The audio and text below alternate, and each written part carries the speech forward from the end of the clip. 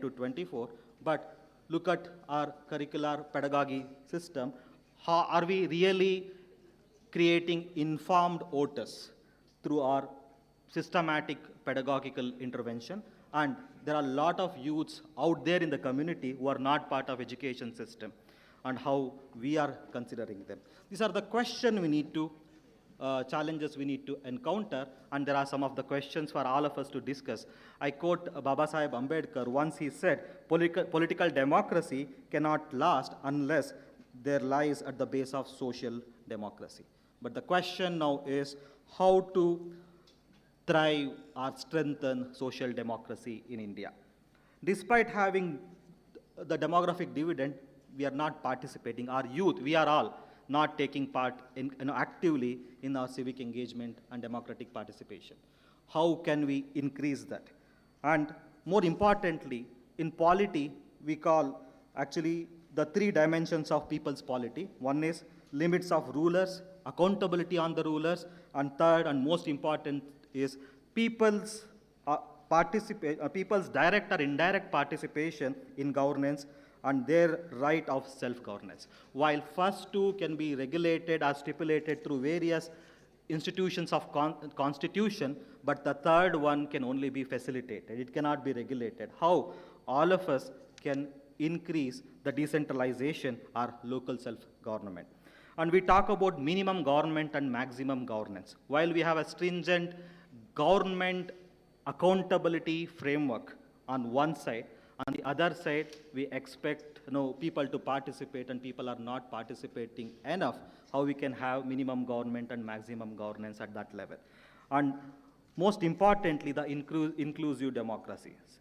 There are people from the marginalized sections, there are people with disability, there are women who are yet to take part in political participation. How we can increase that. And the beauty of democracy, I call this as democratic ethos and electoral pathos. The beauty of democracy is giving voice to voiceless and power to marginalized. But the reality of politics is giving opportunity to the fittest who can win elections. How we can ensure an equilibrium between this democratic ethos and political pathos. And most importantly, how we can move from enforced engagement to empowered engagement. With this, I stop my initial thoughts for this panel. I am sure my learned panelists, of course, with all of your participation, would discuss upon these and many other issues in the next 1 hour. Thank you so much.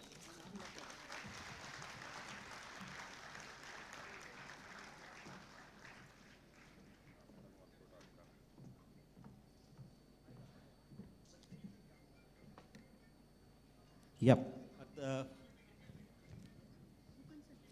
First, ma'am, we will go with your presentation first. First we'll go with Madam's presentation, Madam Meeta Lochan. Yes, so we do have the presentation next. So ladies and gentlemen, once again, I would request you all to please once again, give a huge round of applause for Ms. Meeta R. Lochan, IAS Secretary, Ministry of Youth Affairs.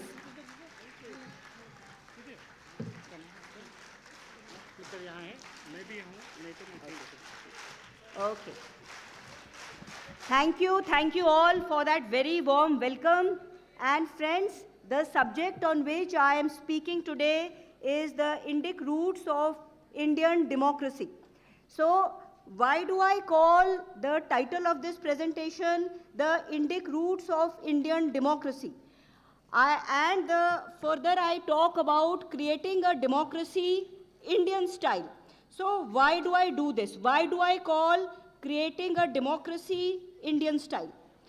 I say so because I believe that we as Indians, all of us in our country, have civilizational values of consensus and working with each other, and it is these civilizational values of consensus that have contributed to creating a uniquely Indian democracy, which is very different in many ways from how it is practiced in other countries. It is very important for all of us as a people to recognize that. Hence this title, I shall touch upon this further in my presentation. So, India is without doubt the most youthful nation in the world. When I see all of you here today, I see a vast pool of energy. And combined with that vast pool of energy, I also see a huge capacity for independent thinking. Friends, it is this that constitutes leadership. The ability to provide leadership has everything to do with the capacity to think for yourselves. अपनी बुद्धि, अपना विवेक का इस्तेमाल करें हर चीज में. So, leadership, when we talk about it, I would say that self-esteem is the key to true leadership. And where does self-esteem come from? That self-esteem comes from a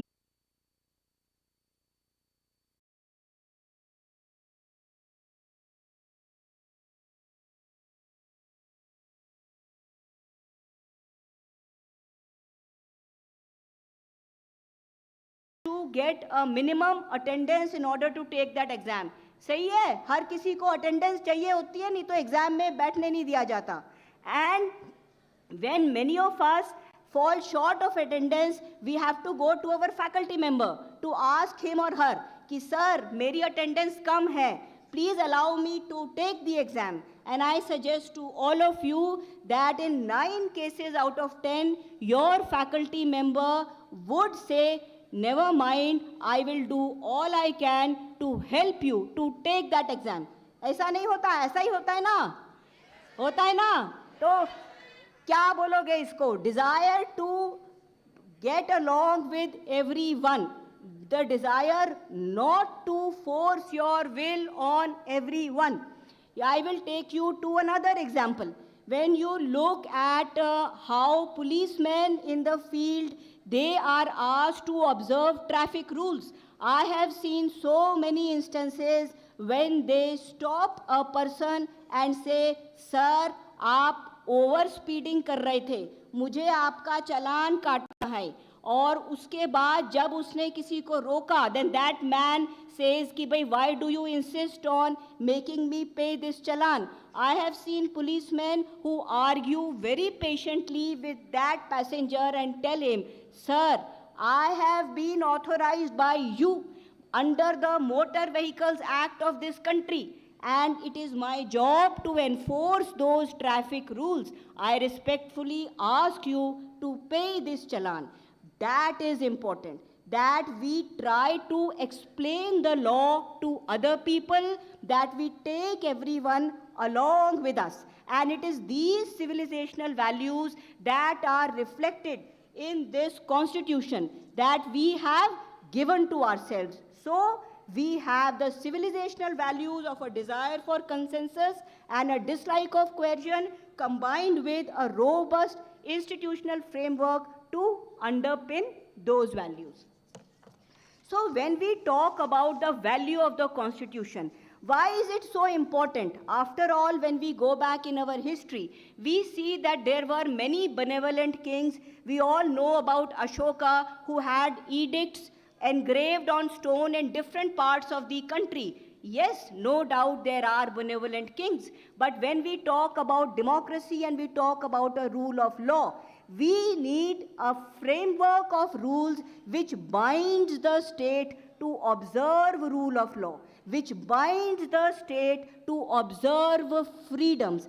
That is why a framework of rules is very important. And when we look at how those rules were crafted, let's look at the massive effort that was involved in discussion and debate. When we look at these active discussions over crafting the Indian Constitution, they begin from the 1920s onward and right up to 1950. These active discussions, which are spread over 20 to 30 years, they involved over 600 people. If we look just at the Constituent Assembly debates, they involved some 300 members. These people, if you take a very, very narrow and a conservative look at it, they spent 200,000 man-hours to discuss the rules that would form the basis of independent India. And if you look at it in its entirety, they spent 49 million man-hours in discussing the constitution. Friends, I would also like to point out to you that 60% of the Muslim members of the Constituent Assembly chose to remain with us. So that is the kind of discussion and debate that has gone into crafting the Indian Constitution. What emerged and what has been guiding us till today showed a desire to involve everyone in the tasks of governance and to remove points of friction. It is this desire to involve everyone in the tasks of governance that is a key attribute of democracy. Of the choices that were finally made by the Constituent Assembly, I would invite you to look at just 3 choices. Think back to 1947. Notice the context. There were multiple fault lines in the fabric of Indian society. There were fault lines along so many categories. All of you come from different states in the nation. Many of you speak different languages. And after that, the Constituent Assembly framers had a great confidence in the common sense of the people of India. In 1947, we still had a substantially illiterate population.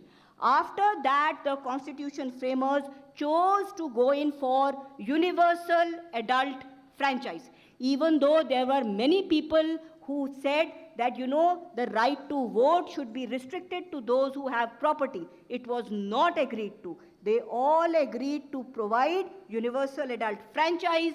They all agreed to provide reservations for helpless and depressed classes. They all agreed to provide the rights of religious and linguistic minorities.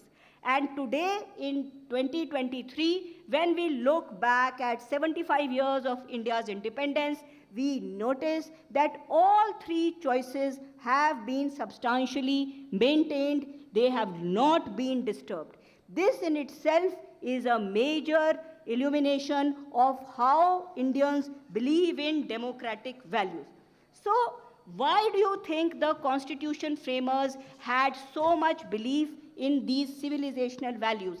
Friends, I suggest to you that they had this belief because they did have a sense of common destiny and purpose.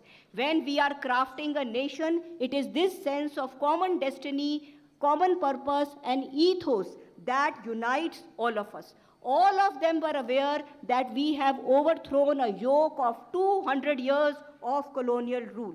They all knew that these fault lines exist among us, and yet they were all sure that in the constitution that they were framing for us, there should be everyone has the right to expect equal and fair treatment in the broadest sense of the word. And that understanding is something that has remained in all these years. So many people can ask, why do we really need such a constitution after all? If we are all imbued with these democratic desire for consensus and cohesion, why do we need it? We need it because a constitution, every civilized society, a free society, needs a framework of rules that uphold laws. And what is especially important about the constitution is that it is made by us. It is not given to us by anyone. Remember, 49 million man-hours spent in debating and discussing it. It is we Indians who have crafted this constitution for ourselves. Many people like to say that, the Indian constitution borrows extensively from different constitutions. Perhaps. But what to borrow, what to leave out, that is a conscious choice. And the framers of the Indian constitution exercised that choice to bring out those laws, those clauses that would protect our freedoms. These laws have not been given to us by any religious authority. And here I would like to point out that when we look at the history of Europe, In the 18th century, Europe discovered this principle of laws that are made by the common people, that are not given to them by any religious authority. They called it the Enlightenment. Many of you would have heard of something called the Magna Carta that comes from England. Do you know how many people were involved in drawing up the Magna Carta? Any guesses? कितने लोग थे Magna carta में? बहुत चर्चा सुनी होगी आपने कि मैग्ना कार्टा था, that is the original document of democracy. कितने लोग थे? 13 barons and the English king negotiated something called the Magna Carta. When you look at Indian history, you will find so many examples of people telling the king, these are our laws. You better respect those laws. Over here, there are many people from Tamil Nadu. Tamil Nadu से कितने हैं? हाथ ऊपर खड़े. Tamil Nadu. Remember the Uttara Merur inscription in Kachipuram district of Tamil Nadu? You would know about that. There would be many people here from Gujarat. Gujarat से कितने लोग हैं? अपने हाथ ऊपर करें. गुजरात. गुजरात में 592 AD में चार्टर ऑफ विष्णु सेन आता है. What is this charter of Vishnu Sen? Let's look at it. This charter of Vishnu Sen 6ठी सदी से आता है. This is negotiated between the community of merchants of Gujarat and Samant Vishnu Sen. What is it called? It is the आचार स्थिति पत्र. आचार स्थिति पत्र का मतलब है कि उस इलाके में जो भी टैक्सेस और लॉज फॉलो किए जाते थे उनको कोडिफाई करके इस आचार स्थिति पत्र में डाला गया है. ये कॉपर प्लेट पे अंकित किया गया है. व्हाट डज इट से? सम of the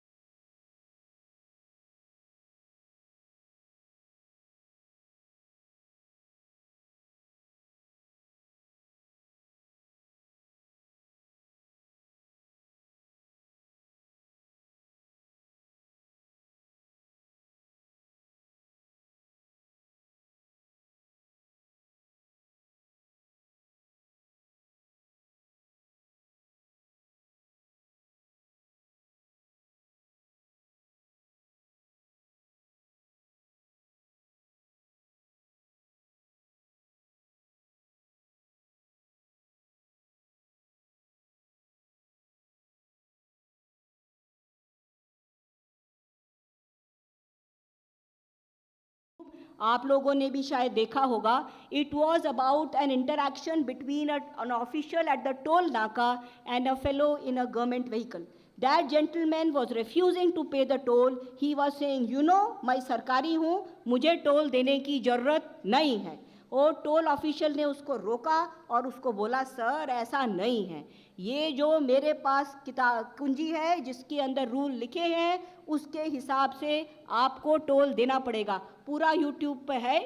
so that discussion went on for 15-20 minutes. That toll official did not lose his cool. He was not rude. He told that fellow, sir, I entreat you, you must pay the toll.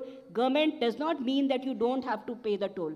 And at the end of 20 minutes, there was a huge queue of passenger vehicles and buses over there.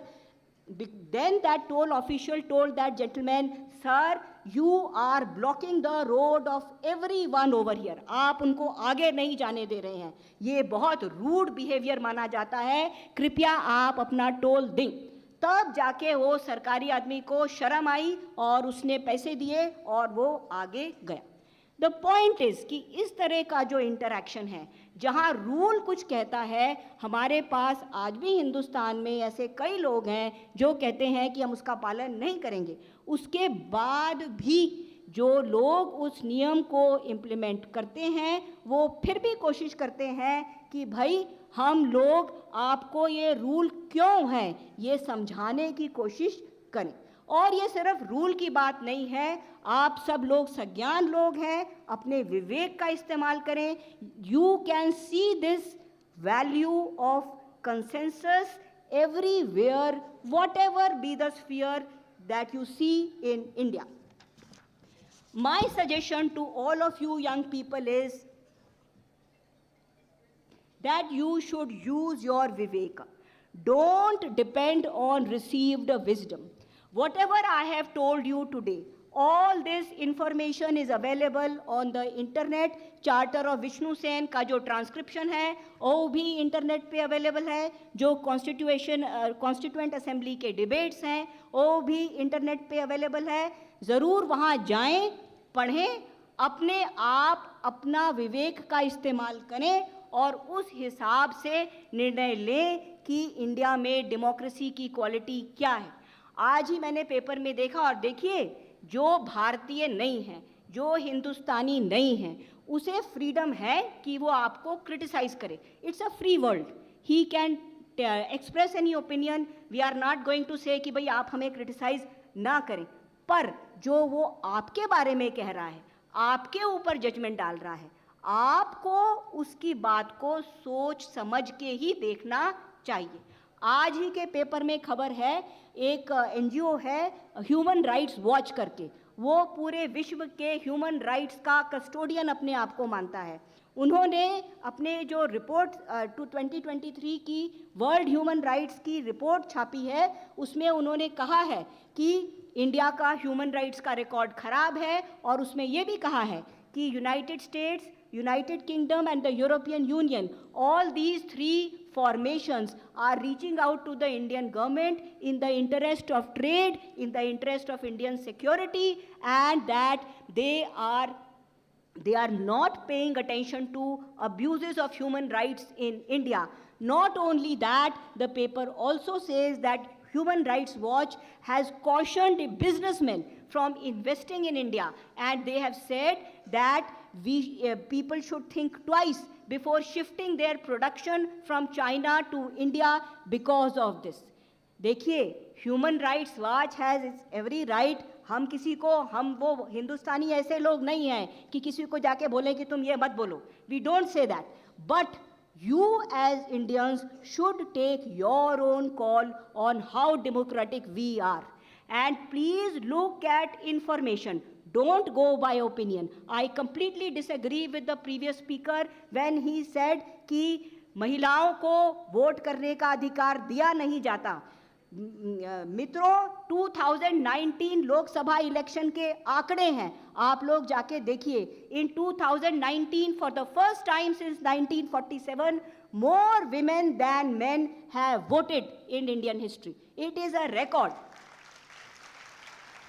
When you look at the coverage of the Uttar Pradesh assembly elections last year, you will find that there are channels, so many channels, so many commentators, so many politicians जो कि कह रहे हैं महिलाओं को आप आके हमारे लिए वोट दीजिए. And the pitch that they give to women voters is very different from the pitch that they give to men voters. And for the first time, you had so many discussions on this theme. So when we say कि महिला oppressed है, मैं भी महिला हूँ, भाई आप अपने आप देखिए ना, before this I was there in the national commission for women, and whenever we interact with people we ask them कि भाई is anyone in your family oppressed?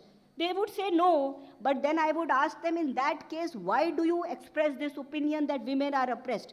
Then that person, very often these are women, who would say, ki, you know, we are a very educated class of people. In my family, women are not oppressed. But I am sure, I have read in the paper, there will be others who are oppressed. Please make up your mind on the basis of the information that is available. The Indian state has done everything that is possible to protect the rights of people. They are there. Look at the information on the ground and take a decision on the basis of that.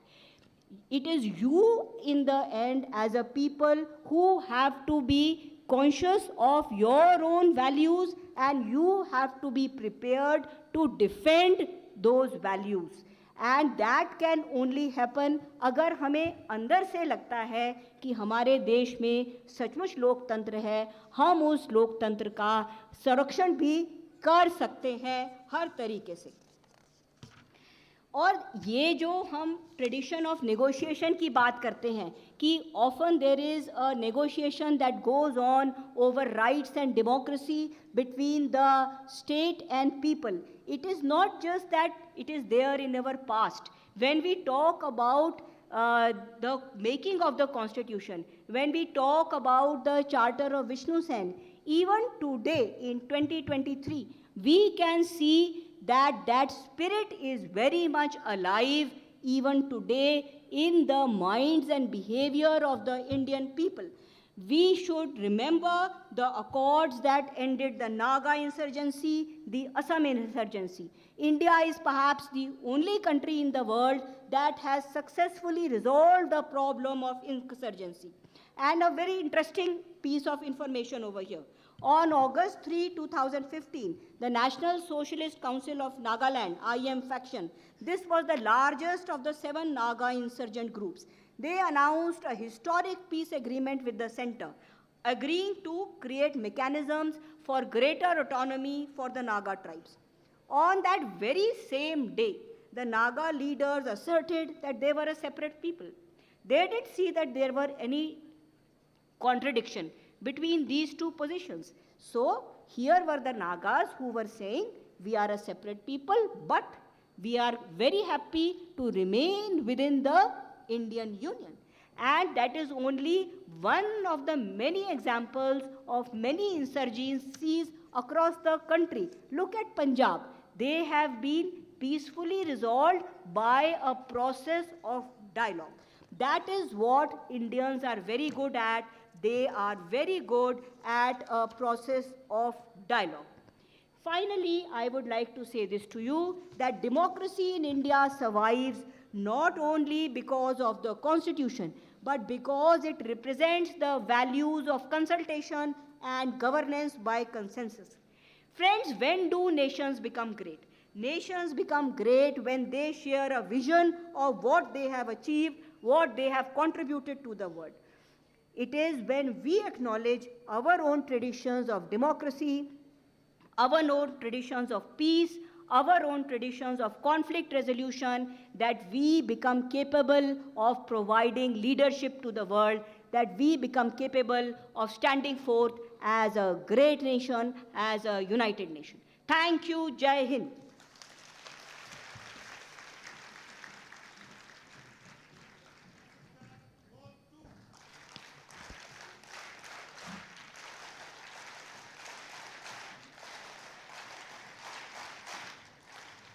I think with that, we can have one more huge round of applause for Meeta ma'am for this wonderful session that we had. Thank you so much, ma'am, for enlightening everybody about self-esteem, also giving so much of awareness and highlights about constitution and creating awareness in youth as well. Because जागरूक युवा ही कहीं ना कहीं जागरूक भारत और सक्षम भारत की एक पहचान है, हम ये कह सकते हैं. तो एक बार जोरदार तालियां मीता मैम के लिए हो जाए. And now I would like to welcome on stage Shri Pratap Lingaya sir, State NSS officer, to kindly present a memento to Meeta ma'am.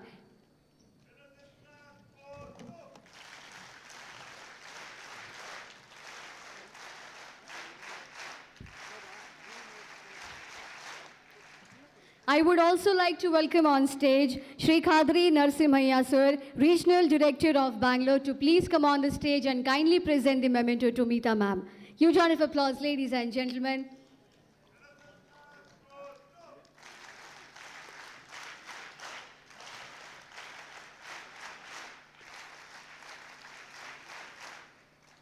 Thank you so much, everybody. Thank you so much, Meeta ma'am. And without taking much of time, can we all once again say a huge thank you to Meeta ma'am as she is leaving this session, but it was wonderful having her today with us on the 26th National Youth Festival. It was wonderful having you with us, ma'am. Thank you so much. Thank you, all of you. It was wonderful to interact with you. I have some other engagement, but I am sure that we can continue this conversation elsewhere also. Thank you.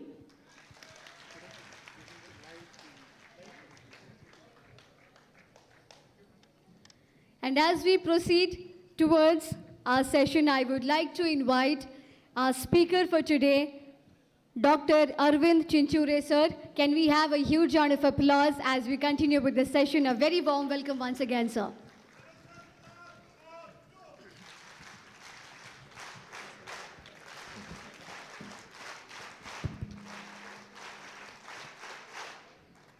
ಎಲ್ಲರಿಗೆ ನಮಸ್ಕಾರಗಳು. Very, very good morning to all of you. Those who have come from other state, namaste. Welcome to this beautiful town and city, Hubli and Dharwad. And some of you, if you are coming here first time, let me share that this is the place where legends are born. Doesn't matter whether it is art, culture, music, even to an extent of entrepreneurs. So this is a place, it's a very, very holy place in that sense for all of us. We heard two very brilliant speakers. Meeta ma'am shared and enlightened with us why India is a mother of democracy. Our moderator, Dr. Basaraju, brilliantly shared grassroots democracy and many other dimensions of democracy. Let me make 3 points because the time is less. I have only 5 minutes allotted, but let me share what has been the outcome of democracy, what has been the power and result and impact of democracy in India. There are 3 fundamental things that I see India differentiates with other countries. All of us have traveled all around the world. But India is a very unique nation. It's a unique country. And why India in a recent time is respected in the world? Because fundamentally there are 3 pillars why India is different from other nations, other countries and other regions.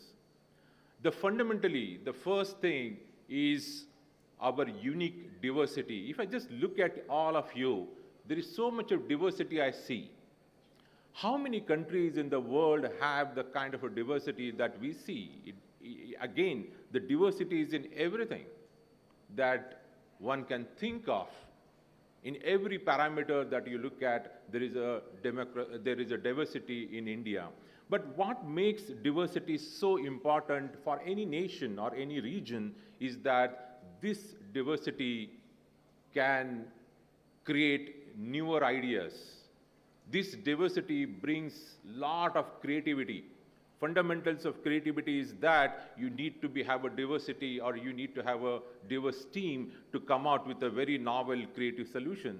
This is the diversity that can solve very complex problem with a very unique way through innovation. And this is the diversity which can take up a large challenge, global challenge, and solve it and become an entrepreneurial. So this diversity is one of the biggest differentiation that we have as a nation. The second biggest differentiation India has is a demography. If I look at all of you, you are youth. And believe me, This demography is such a powerful weapon or a tool or a strength that we have even compared to the natural resources. If you look at several countries, their population is 10% of our youth. That's the kind of a power that we have as a youth. Youth creates productivity, increases productivity. Youth takes us to the economic growth and many other things. And many nations don't have that advantage. We have that advantage. And the third biggest differentiation is that in spite of having all this diversity, we are a democratic country. We have never ever let down the democracy, except maybe a year or so in these 75 years. Democracy has been, in fact, for many countries, if you go, they say it's a miracle. How can democracy work in such a diverse country and like such a big country? So we are a very, very vibrant democracy in India. So these are the three, my mentor says, it's a 3D of India. Biggest differentiation that we can have as a nation. Now, what this democracy has brought to the India in the recent time, I call this as a new India. When I look at you, all of us, we see a new hope, new possibility, new opportunity, and that I call it as a new India. And how do I describe this new India? For me, it's a very simple. New India I can describe as NE, New India, is equal to A multiplied by C multiplied by E. So this is the ace of India, ace of a new India. When I was growing up, we were struggling for a survival, for existence. You know, if I ask my father what is his dream for his son, he will say, can he get a job in a bank or a post office? That was the only biggest dream that I used to see and hear when I was growing up. But today, these dreams are very different. These dreams are, how can I change the world? How can I bring difference to the people, society, and so on? So what makes that possible in the new India? It makes that possible because of three important things, A, C, and E. What is that A? Why India is so different is because India is the most aspirational society in the world. All of us have a great aspiration to do something, to do for us and to the family, to the society, and many other reasons we have that aspiration to do something. That's the biggest thing. But aspiration alone is not sufficient. Along with the aspiration, you need access. Today in India, we have access to the talent, we have access to the technology, we have access to the capital and many other things. So that combination of aspiration, that dream, that desire, that drive with access make a very big difference. The second in the equation of a new India is C. C means it's a courage. Indians have a courage, but just having a courage is not sufficient. Along with that courage, we need to have a capability. And today, Indians have that capability. It's not only about having that desire, that aspiration and access, and also the courage to take that risk, the courage to create something, solve the problem. That courage is backed by the capability, and that is very, very unique for India. The third is E, that's the ace. In the ace, E is about India, which is entrepreneurial nation. Look at the kind of entrepreneurship and startup culture that we have built, and today there are so many startups. During COVID, we made them, or they became billion-dollar companies. It doesn't matter that where this startup come from. They come from a small, even from Hubli and Dharwad, there are many, many good startups that have come. That is our ability, entrepreneurial ability, but that entrepreneurial ability is backed by the ecosystem. The ecosystem that is supporting entrepreneurial youth. And if I look at Dharwad Hubli, Deshpande Foundation that I belong to is catalyzing and has catalyzed that ecosystem. So this ACE is the new India. And that is going to make a difference. But many of you may say that This might exist in other countries. The difference again is that as Indians, I have seen as youth, in spite of challenges, we don't complain. And that's the fundamental basis. We always try to find the solution, and that is the outcome, that is the result, that is the impact of having democracy in India. Last point I want to make and conclude is that what is our shared future? What should be our shared future? And this shared future is going to be dictated and determined by the youth which is sitting here. And that shared future, that shared vision for the nation should be that it has to be inclusive.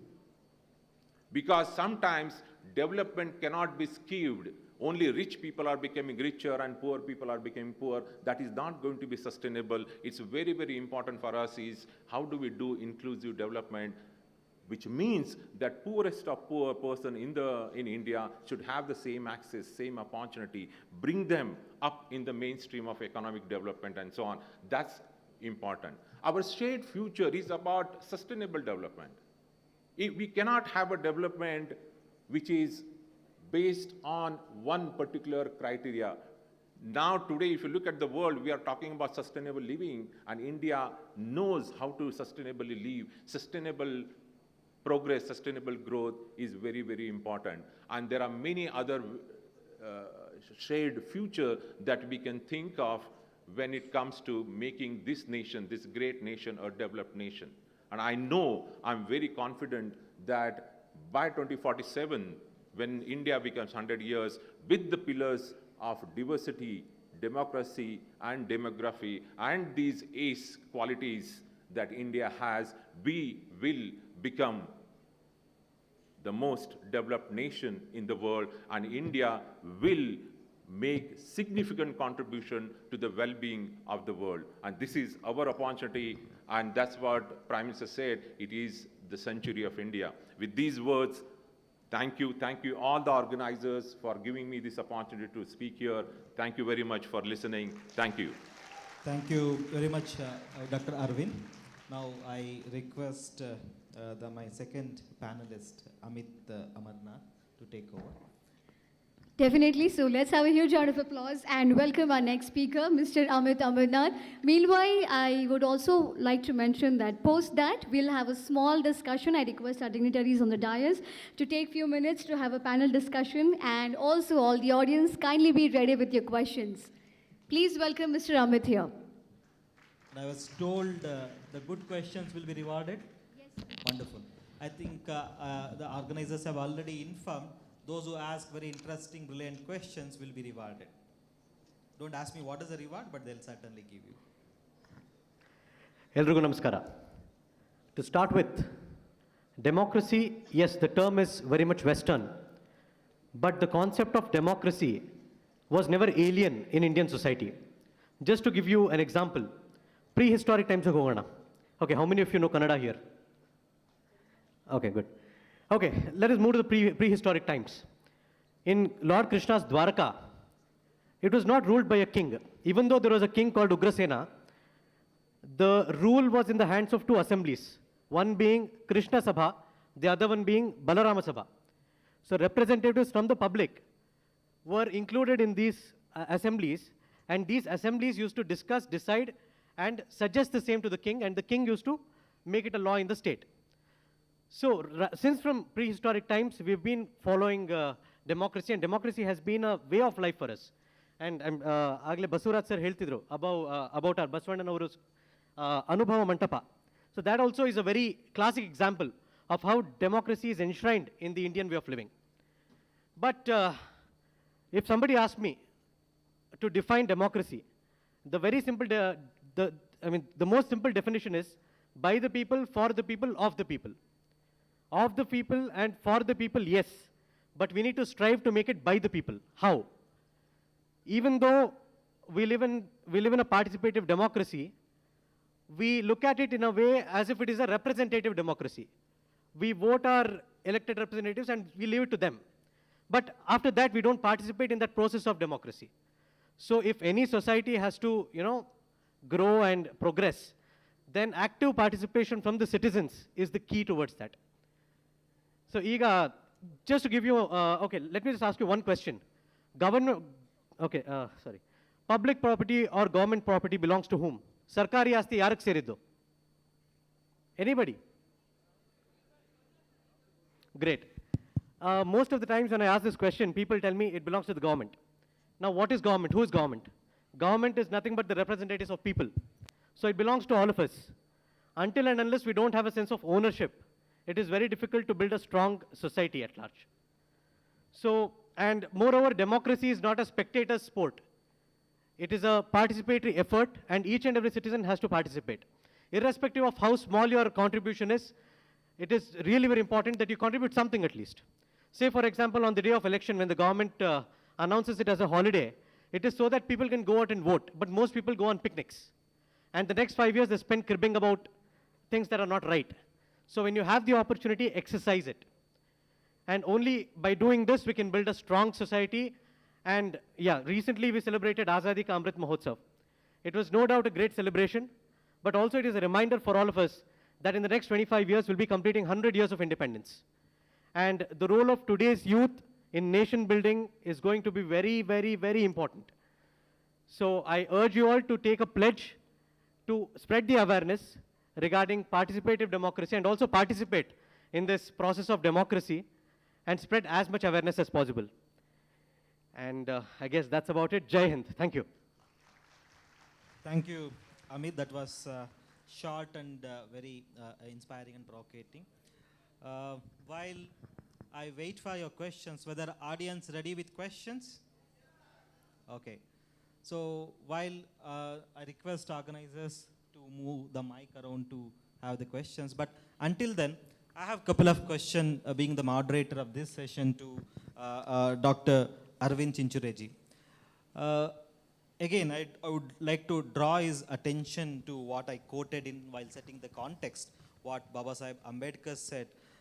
The true democracy, the political democracy cannot last unless there lies the base of social democracy. What he means by, again, Babasaheb Ambedkar go on explaining what does he mean by social democracy.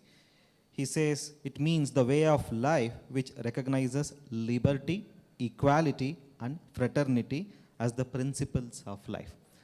Sir, any thoughts for us to uphold the spirit of social democracy in the country? So this is my belief and my understanding about social democracy. As we heard that being democratic has been part of our life, it's a way of life. I mean, I think in the last 30 minutes or 40 minutes, we heard so many references from many different texts and many different eras.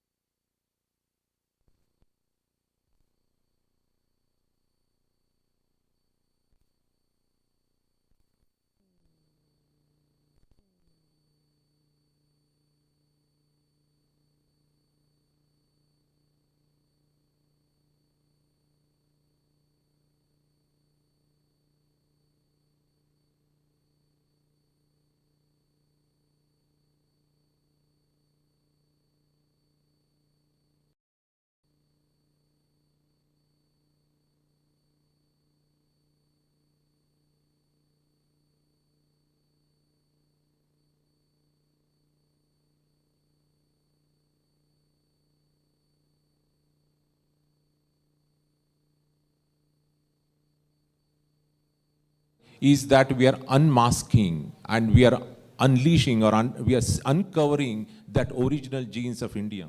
And it's a process. You cannot do this.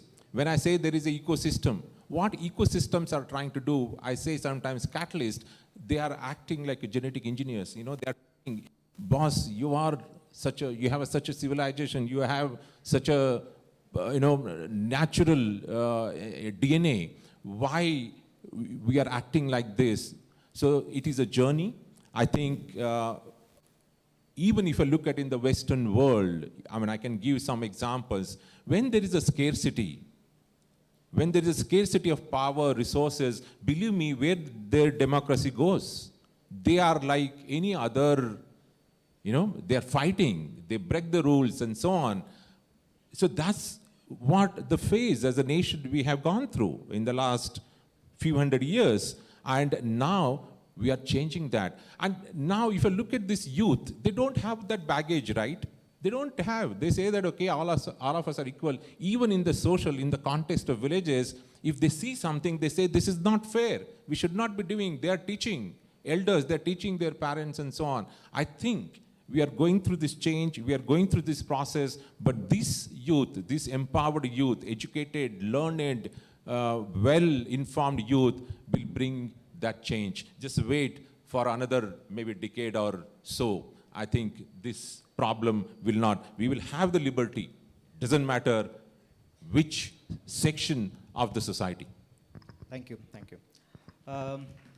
I would like to know this from Amit, because I know Amit works with youth a lot. I really like your work and admire the effort you are putting to bring change by involving youth.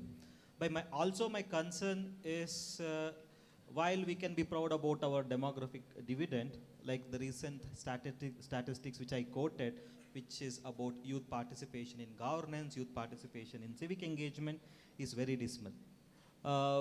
While I also work with youth, trying to involve them in policies, in governance, etc. What is your suggestions in terms of how to encourage more and more youth to make them socially responsible and engaged? Sir, I believe that academically it has to be inculcated, because just to quote an example, in engineering colleges there is something called as AICTE points. So it is an academic requirement for them to participate in social causes or work with some NGO and get a certificate which will earn them some points academically. So we can see a lot of engineering students participating in a lot of social causes. So I think similarly it has to be introduced to other departments as well. So this is one way of getting youth to involve themselves in social causes and also to work towards a society. I somewhere feel that until and unless there is no incentive, you can't really push somebody to do something. So I think to involve youth, I think academically it has to be induced. That's my take. I think with the new education policy, we are approaching towards that. We are giving a lot of importance for all these social engagements in the education policy. Yeah, with this, I would like to open the floor for audience questions. Okay, we already have the volunteers, so volunteers requested to please help with the mic. And I request whoever is asking the question, kindly mention your name and then your question. I'm Amrish Chandarana. I'm a chartered accountant from Telangana. Yeah. So my question is, like, when all the speakers, eminent speakers, were talking about things which we had in the past, like how this democracy has evaluated from the earlier periods. So is it not important for us to say to the youth, like, what we had in the past? Because when the time is moving, we are like forgetting things, because not many of the children today, they know about how this thing has been evaluated. Like, what were the previous, like madam was talking about the Vishnu Sena, Charter of Vishnu Sena. So very few people know about it. I being in my 40s, I am hearing it for the first time. So is it not important to inculcate our history in the education as well as the entrepreneur things that we are doing today?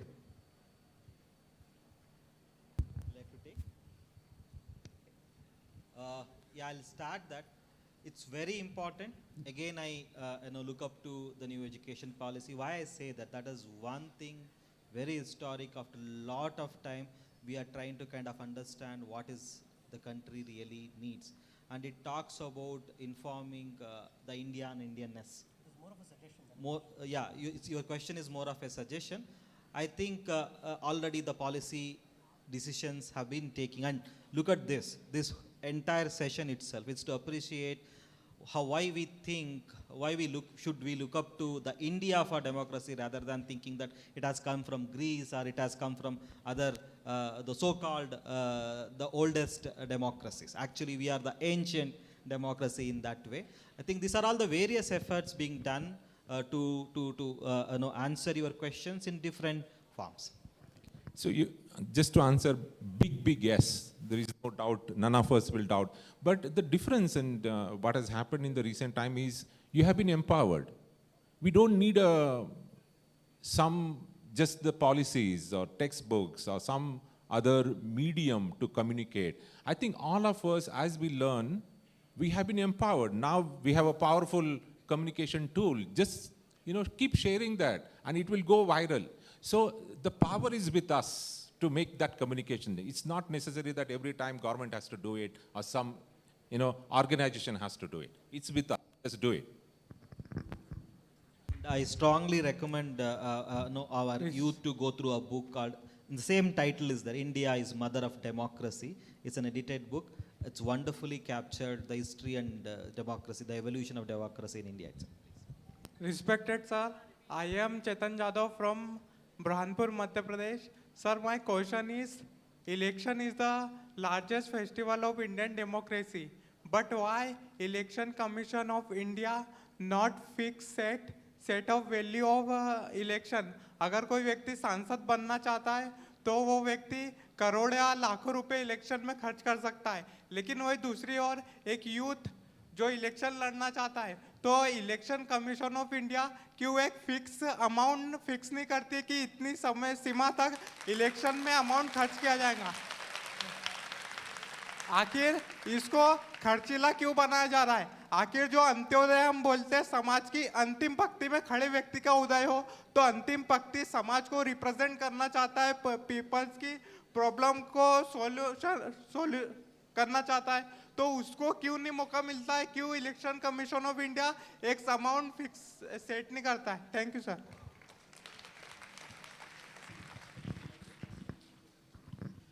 I think the election commission already has a certain amount fixed, which the candidate cannot spend over that. But it is difficult to monitor. Few things happen under the, sorry, I don't think it's the right podium to discuss this, but few things cannot be monitored. But there are rules, there is a law. But how effectively that is being implemented, that has to be questioned. I'm a physicist, by the way. I'm not a democracy expert, but I'm just sharing as a citizen. See, आप कह रहे थे कि समाज है. ये समाज क्या है? कौन है समाज? हम सब लोग हैं उसमें. जब समाज अवेयर होता है, समाज दिखाई एग्जाम्पल्स क्रिएट करता है, हम क्यों ना एग्जाम्पल्स क्रिएट करें? क्यों ना हम एक कैंडिडेट है, उसका इनकम कुछ भी नहीं है, और उसको हम इलेक्ट करें? कौन स्टॉप करता है? आप मेरे और आपके साथ वो पावर है ना, वो कोई दूसरे के पास पावर नहीं है. तो जब हम समाज, जब तक हम चेंज नहीं हो जाएंगे, जब तक we don't change, we cannot say that oh this is going wrong. जब समाज एग्जाम्पल्स क्रिएट करेगा, nation will change. So though I'm saying, I'm just as a citizen, I'm sharing. So we have equal, I think what you said, it's a participatory, what you said, we have to play the game, right? We have to be, if as a samaj, as a community, as a person, if I'm indifferent, these things will keep happening. We will have something else on this thing. Let's be aware. So you are the youth who are going to make that change happen, and I'm sure you will make that change happen. You will elect people who doesn't have the money, or it is not just purely because of the money. Definitely. It's all about you be the change, you take the initiative, and the world will follow you. Excuse me, I sir. would request all the students and everybody who's asking questions once again to please mention your name before you ask your question, and also one best question will be awarded today. So bring it on. Good morning, sir. Here. My name is Aparna Srivastav and I'm from Banasthali Vidyapeeth, NSS volunteer, team Rajasthan. So sir, as we were talking about in prehistory, like republic was there, democracy was there, but at a time, sir, democracy, it demolished, sir. So now, sir, I want to ask, like, don't you think that democracy at a point causes instability, sir, internationally as well as domestically, sir? When the politician changes, when the government changes, sir, it causes instability in the country, sir. Like all the schemes, this changes suddenly, sir. So what is your viewpoint on this, sir? Thank you, Aparna ji. Thank you so That much. was really kind of a thought-provoking question. But I would like to answer this by quoting Ronald Reagan, actually, the former the US president. He says, democracy is worth dying for because it is the most deeply honorable form of government ever devised by man, or in other words, humankind. Because there is no alternative to democracy. If there is any alternative we can think of, all the autocracy or whatever different forms of government, being it is kingdom, have histories in front of us to show and say how it is not kind of a sustainable concept. And it took so many years for us to bring in the democracy, constitution, make it like resurface it in at least in our country.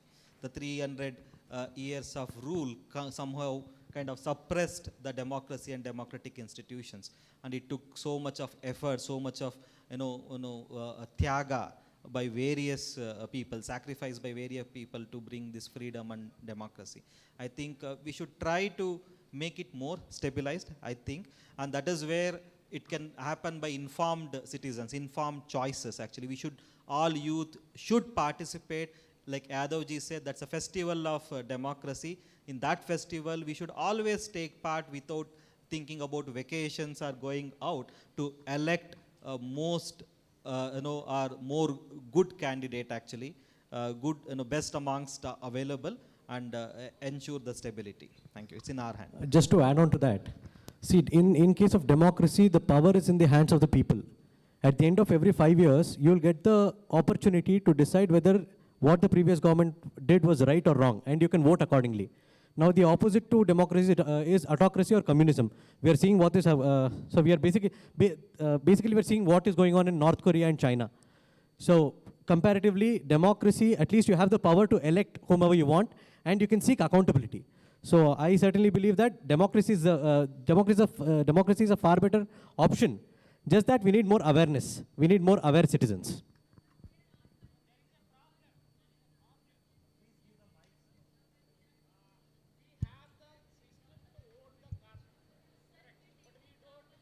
Please pay attention here, and only if you use mic will be able to hear, understand. Not only we, it's an entire audience here. Dr. Baswaraj, just a minute. Excuse me, sir. Students, 1 minute, please hold on. Guys, after he finishes, hands raised, Madi. We have time for 3 more questions. At random, please give the cordless mic to 3. Mega will choose who the 3 is, and we will close with the best. Thank you.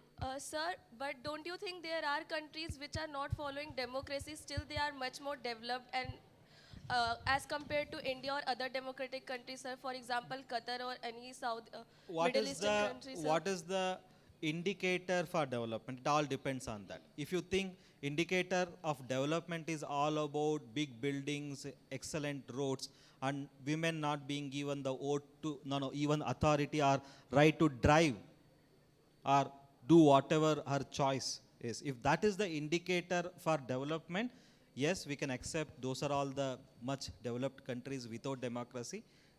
It all depends on the parameters of development. Thank you so much, sir. Thanks, sir. Thank you. So, can we please pass the mic to this person? Yes. The one in blue? Behind. Good morning. Okay. Excuse ma'am. You already have the mic? Yes, ma'am. And we can continue, no problem. But please mention your name. Good morning, ma'am. I am Anup De. I am came from the Lord Jagannath's land from Odisha. So, first of all, I want to thank you, the management and the government of India, for this, the huge, like the event and the management. So, my question is, ma'am and sir, that कि जैसे हम लोग अभी हम लोग 130 crore population है, तो बहुत टाइम क्या होता है कि हमें अपने फंडामेंटल राइट्स ही नहीं पता है कॉन्स्टिट्यूशन की हम बात कर रहे हैं, कॉन्स्टिट्यूशन की, तो हमें अपने फंडामेंटल राइट्स ही नहीं पता हैं कि हमें कितने मॉरल रिस्पॉन्सिबिलिटी हमारे, कौन सा हमारी ड्यूटी है, कौन सा हमारे पास अधिकार है। जैसे अगर हम किसी कानूनी कुछ प्रक्रिया में हम फंस जाते हैं, जैसे बहुत अब पुलिस के साथ हमारा इंटरेक्शन हो जाता है, हमें पता ही नहीं कि हम उससे कैसे निकल सकते हैं, हमारे पास क्या हक है, हम उसके लिए कैसे स्टैंड कर सकते हैं।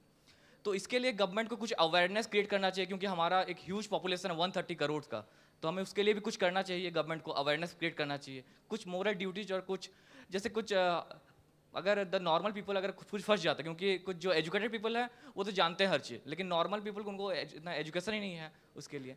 And my second question is, जैसे कि मैम ने भी बताया कि हमारे 66% हमारा वोटिंग परसेंटेज है, और हम अभी मैं भी पढ़ रहा था कुछ दिन पहले कि जैसे हमारा जो government of India and the election commission अभी ई वोटिंग के ऊपर भी सोच रही है कि जो 33% लेफ्ट हो गए हैं उनको कैसे हम फिर से अलाइन करें कि वो भी वोटिंग के ऊपर फोकस करें।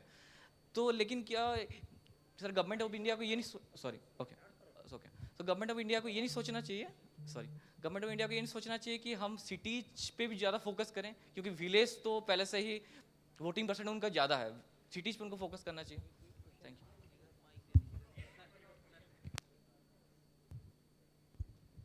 That was more like a verdict. See, it's like, yes, आपका question जो था first reasons को awareness चाहिए. I will give an example. I was once in Gujarat. There was a police station. In front of a police station, there is a huge hoarding, and वो hoarding पे, what are our rights?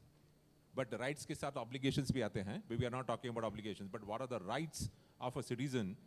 Right in front of the police station. I think that kind of a thing will really make a big difference. Second question was... it's more on e-voting, whether an election commission I'm is not an focusing expert. on. I think somebody can talk about this. Yeah. As I understand, it's only a progressive thinking by Election Commission of India. It is not the only way to cast your franchise, vote. They are saying we will also give an opportunity for e-voting. That doesn't mean that the villagers will only have to cast their vote through e-platform. There will be a regular process will be conducted, but it's an extra effort by the commission probably to ensure everybody votes. Thank you, sir. Can we please pass the mic that side? Sir, The a pleasant girl morning, in- sir. This is R. Gurushankar Ajay from Andhra Pradesh, sir. JNTU, Kakinada. May I interrupt, please? Yep, Whoever ma'am. has the mic, we have only 2 more questions that Yes, can be chosen. ma'am, So I- please be on point and please keep your questions Yes, short. ma'am. Yes, ma'am. Sir, my question is, sir, as we know that entrepreneurship plays a vital role in the growth of a nation, sir. As we see throughout the world, we have seen youngest entrepreneurs at the age of 12 and 13 to 14 also, sir. But in India, even the students in the schools, very few students are known the meaning of an entrepreneur, sir. The mindset of an entrepreneur should be developed from the young age, sir. I wish a government take steps to develop that mindset from the schooling, sir, so that the students will get that mindset, sir, so that the entrepreneurs will become, sir. So since this is my space and this is what I do, you're absolutely right. I think as youth, you should know what entrepreneurship is, and you should be educated and even supported and nurtured to become an entrepreneur. As the Deshpande Foundation, we work with several colleges, and this year, you may not believe, we have touched more than 10,000 students, creating awareness. Then we have something called boot camp. We bring the students to this boot camp so that they can become creative and problem solver. And then we have a launch pad. If you are interested, on 3rd of February in Hubli, you will see a celebration of entrepreneurs who are student entrepreneurs, and some of the best entrepreneurs from India, they are coming here. So the foundations like us, they are working, but I think this should be a kind of a common practice everywhere. New education policy talks about it. There are innovation councils now. I think slowly we are going to embed entrepreneurship as a part of a curriculum. In fact, institutions' ranking is based on certain parameters that relates to innovation, intellectual property, and entrepreneurship. That is particularly how many startups, how many products, how many solutions that you have developed. So, but we need to do more. I agree. Yes, sir. Thank you so Guru, much. Thank you, sir. Guru, Yes, sir. Guru, just to add, Yes, yes, sir. that is your suggestion should for the response is yes, but if you ask them to define entrepreneurship, the children may not say, but if you ask them to perform the role, they would do it. We do something called Makkala Sante, children's shandy, children's market, wherein children beautifully organize their stalls, their market in the government schools. Yes, sir. Actually, sir, Only thing is we'll have to facilitate. Government is providing number of schemes for entrepreneurship, sir. But the thing is, awareness is missing, I think, sir. Thank you, sir. Thank you so much. I would also like to mention we have another session coming in. You can ask your entrepreneur-related questions that time as well. So we'll take up the last question. May I request the girl? Ma'am. Sir, I think we'll take one question here. The girl behind, no, the red. Ma'am, we have a question here. Yes, please. That will be the last question for today. I'm really sorry, guys. Hello. Hello, sir. We have a question here. Sir, Ma'am. thank you, sir, for giving this opportunity. Kandada Gudige. My name is AKS Varshita, studying second BA from SKSD, Tanuku, Andhra Pradesh team. So my question is... Name again? Varshita, sir. AKS Varshita. Okay. Please go ahead. The two basic foundations of any country development is, one is medicine and another is education. There are two major problems, is that only? Two major developments, is that only? If we get medicine for free, it means the development of medicine is, if we get it for low cost, no one will die. It means all will set, sir. Human Development Rate Index will set. It means India rank in Human Development Index will also raise. As well as, including this, many rates at the rate in world platform. Can you please ask the question? Sorry, sir. So, why government can't provide medicine and education for free, sir? Wonderful. It means, sorry, yeah, sir. Yeah. Just to ask that and answer that directly, education is a right in India now. The primary up to secondary, primary education up to 8th standard, Right to Education Act is there. It is free and compulsory in India, number one. Government is now bound to provide free and compulsory education if you go to government institutions, number one. Second, coming to health, of course, this was the demand from all the developmental activists and practitioners. Now we have Ayushman Bharat scheme in India. Health and wellness centers are available for every 5,000 population, providing 14 different services free of cost at the sub-center level. Number two, universal health card is being taken as drive has started in the entire country, wherein person having that card can go to any state, any public health infrastructure and take a free treatment. That's happening. Thank you. Sir, Thank you so much. Thank you everybody who has asked the question. I have a question here. I have a question. I'm sorry, but I'll have to take a break here. We can continue the questions again later. Meanwhile, hello, we ma'am. just A question from the balcony, I have a small please. question. Hello, So ma'am. we have to take a break because we have the next session. Chair's prerogative, I'll take the last one question, please. Done, sir. Ma'am. Yes, sir. I'm Sairaj Faldesai from state of Goa. Please, name, please. Sairaj Faldesai. from Sairaj. Goa. Yes, sir. Go ahead, Sairaj. So I'm a media student, and right now in recent years and recent news, you must have heard that industrialists are getting involved in media, taking control of media industries. As you know, the media influences the mass in a very vast way. So what do you have to say about that? Like, industrialists are getting involved in the field in which they are not used to. And also, why not the school systems are teaching the students about the media and its ethics? Because media controls the mind, if you go to see. And these days, the media is not showing things which they are supposed to. Okay. Any answer? So there is a freedom of profession. And also, industrialists getting involved in media, it is an investment they are making. You cannot stop somebody from making an investment, first thing. And second thing, these days, it is not only media that is in the mainstream. Social media has taken over. So even if you control media, social media is still with them. So influence, if you are ready to get influenced, people will influence you. So we need to spread awareness as to how to not get influenced and how to or how to grasp the right sort of information. That is most important. Hello, ma'am. I have a Amit, question. answer. Sorry, you have to Hello. excuse. And Hello. finally, Sairaj, you as a media student, you know, I think there is a paper about ethics, journalism ethics in the journalism school. See, we can't bring every subject at the primary and elementary education level. Those who choose that profession, if they follow, they practice the ethics, that is, I think, wonderful. But then we can just have some conference or something like that for students, for school level students, so that they can get something to learn about it. Hello. Thank you everybody. Hello, I request the ma'am. volunteers to Ma'am, please here. take the mic. Hello. I request the volunteers to please Hello, take ma'am. the mic. Ma'am, a question from balcony here. So we can continue it later. We're supposed to take Last a break. question, it will summarize the entire event. Last question is already chosen by our panel members. I'm sorry to break you all here.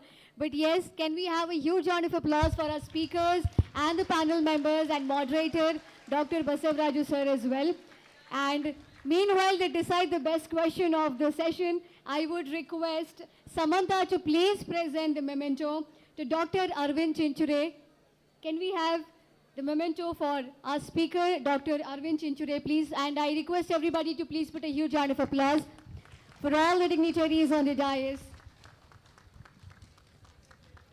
I request Mr. Naresh to please present the memento to Mr. Amit Amarnath.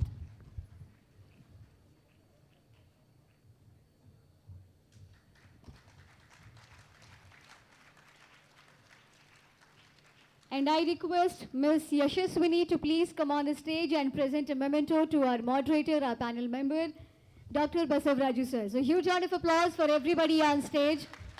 I would also like to make another announcement, guys, that we are taking a break of only 15 minutes as we are back for the next session, and we have few more speakers to join us, few more eminent personalities to join us. And let me also make an announcement. We have Mr. Tejasvi Prakash also joining us very soon.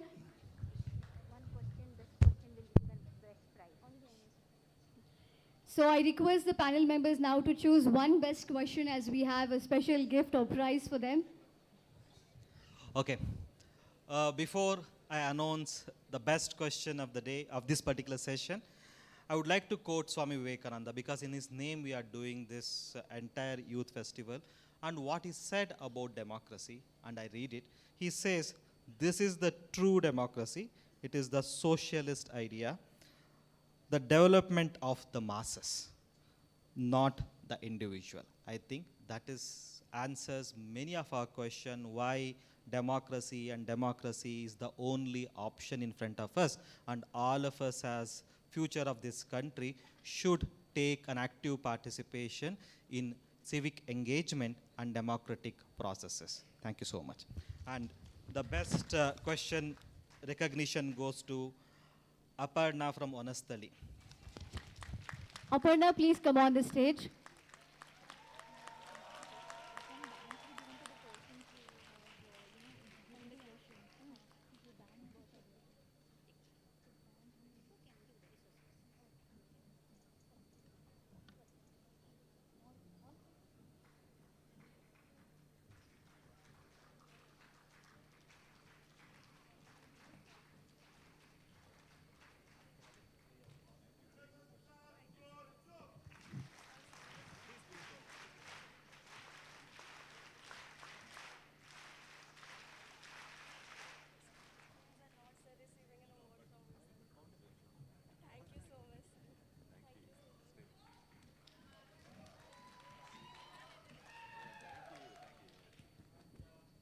We shall be announcing 6 names who are getting bans also from us. 6 good questions.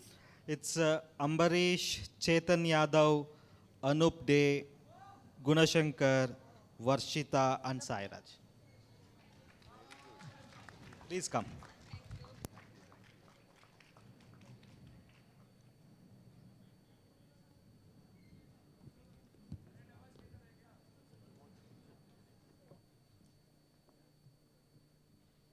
Can we have the sound coming in? Can we have the claps coming in for everybody who has been a part of this session, the first session?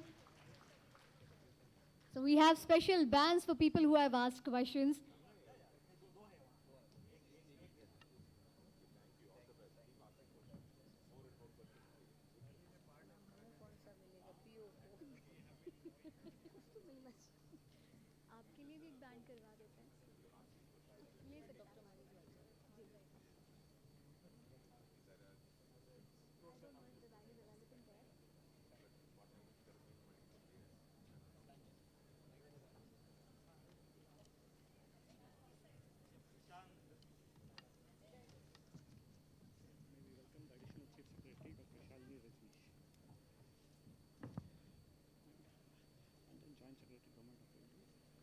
1 second. Dr. Shalini Rajneesh, right? Who's she?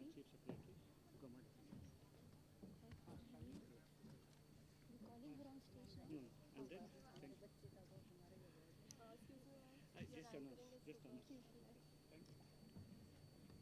Thank you so much. Once again, a huge round of applause for our speakers and also moderator. Meanwhile, I would also like to welcome Dr. Shalini Rajneesh, Additional Chief Secretary, who has just joined us today here in this auditorium. So let's put a huge round of applause and welcome Madam as well. And we also welcome Mr. Mishra as well.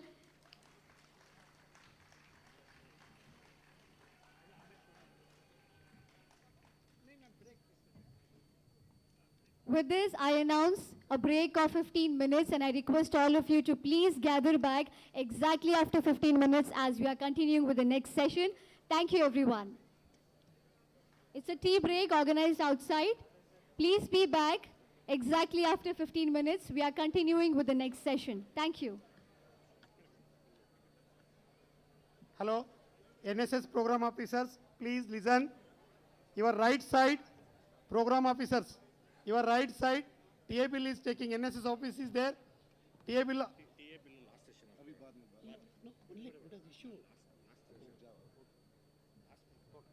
सभी programme officers और volunteer से मेरा आग्रह है कि केवल 10 minute के अंदर पुनः अपने हॉल में अपनी अपनी सीटिंग पर बैठेंगे।